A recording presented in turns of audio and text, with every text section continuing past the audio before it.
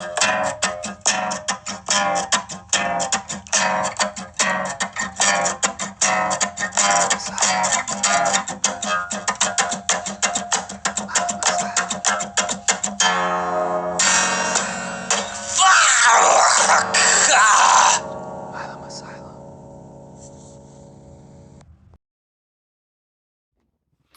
What's up, everyone? I'm Timothy Almine Jr. You're watching Milamasylum. Thanks for tuning in, checking out this review.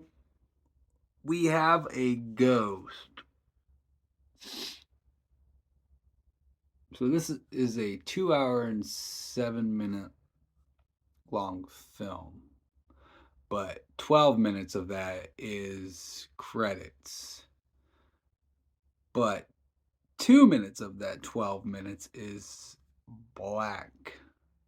Like literally, black screen for a runtime of exactly 2 minutes. And it's like probably one of the longest credits in the history of credits. I mean, I thought there might have been like some extra footage tucked in there. No, not at all. So the movie is not quite 2 hours long, but it's a pretty long film. It held my attention the entire time. I wasn't bored. I didn't want to shut it off. I was kind of curious of what was going down and how it was going down, and they did a great job with it. This stars David Harbour, who plays Hopper in Stranger Things, and he's the ghost. And he doesn't talk through the entire film. He moans, and he does say a couple words, but not really. Um, and then it also stars Niles Fitch, who you guys might recognize from This Is Us. He was the teenager Randall Pearson in that series. And then it has Anthony Mackie, who I'm sure most of you guys know from, Papa Doc from 8 Mile. Terrence, or Clarence? First name's Clarence, right? And then also Falcon in Avengers. Jennifer Coolidge is in this, but she's got like this very tiny role. And if you've watched the trailer, that's kind of the big part of the trailer. But she has like a role that's like that tiny. The rest of the film is kind of given to. I've never seen him before. I can't even remember his name, but it looks like a French name.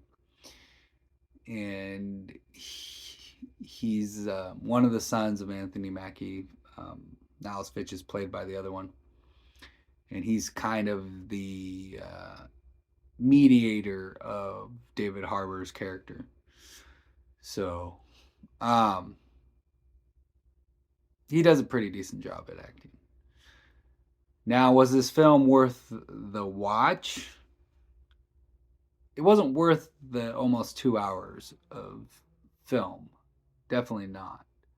But it was a pretty decent movie overall. There was about an hour of film that just didn't need to be in it because it seemed that there was a purpose until there wasn't.